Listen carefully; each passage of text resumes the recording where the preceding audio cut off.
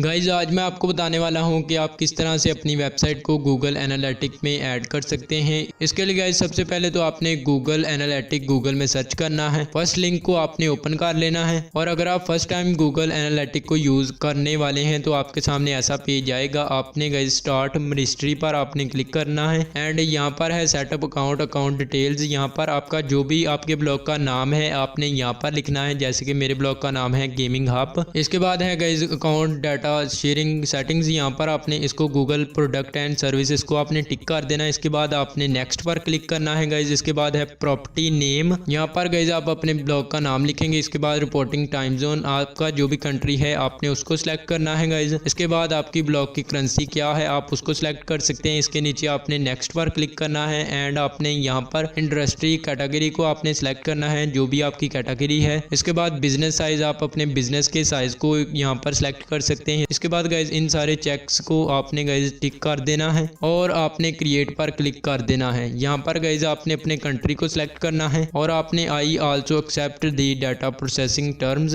और आपने पेज को नीचे करना है एंड आई एक्सेप्ट पर आपने क्लिक करना है एंड सक्सेस और माई ईमेल कम्युनिकेशंस आपने सारी चेक्स को टिक कर देना है एंड सेव पर क्लिक कर देना है गाइज। अब गाइज हम यहाँ पर वेब डाटा स्ट्रीम क्रिएट करेंगे जिससे हमें एक कोड मिलेगा, उसको हम पेस्ट करेंगे एंड हमारी जो वेबसाइट की ट्रैकिंग है वो यहाँ पर स्टार्ट हो जाएगी। आपने नीचे वेब पर क्लिक करना है। यहाँ पर है गाइज सबसे पहले तो यहाँ पर आपने अपनी वेबसाइट के यूआरएल को डालना है और गाइज यहाँ पर जो HTTPS है ये ऑलरेडी अवेलेबल है गाइज। तो ये जो बाय डिफॉल्ट HTTPS है आपने इसको हटा देना है, ये जो स्लैश है इससे भी, और यहाँ पर आपने अपनी वेबसाइट का नाम लिखना है और इसके बाद आपने क्रिएट स्ट्रीम पर क्लिक कर देना है। डाटा स्ट्रीम को हमने क्रिएट कर लिया है। अब हमें कोड एक यहाँ से मिलेगा, उसको हमने कॉपी करना है। आपने गाइज पेज को थोड़ा सा नीचे करना है और ग्लोबल साइट टैग पर आपने क्लिक करना है और गाइज यहाँ से आपने इस कोड को कॉपी कर लेना है और अपनी वेबसाइट के HTML सेक्शन में जाकर हेडर के नीचे आपने पेस्ट करना है। आपने ब्लॉगर में आ जाना है और थीम में आना है एंड इस एरो पर क्लिक करना है एंड एडिट HTML पर आपने क्लिक करना है और गाइज आपने हेडर के नीचे इस कोड को पेस्ट कर देना है और सेव कर देना है। सो गाइज कोड सेव हो चुका है। अब गाइज आपने यहाँ से बैक जाना है और अभी आप देख सकते हैं no data received in past 44 hours, अभी कोई भी डाटा रिसीव्ड नहीं है। आपने रिपोर्टिंग पर क्लिक करना है। 10 मिनट के बाद आप गाइस देख सकते हैं यहाँ पर जो यूजर्स हैं वो यहाँ पर आ चुके हैं। 2 यूजर्स अवेलेबल हैं मेरी साइट पर। रियल टाइम में जाकर आप चेक कर सकते हैं कि यूजर कहाँ से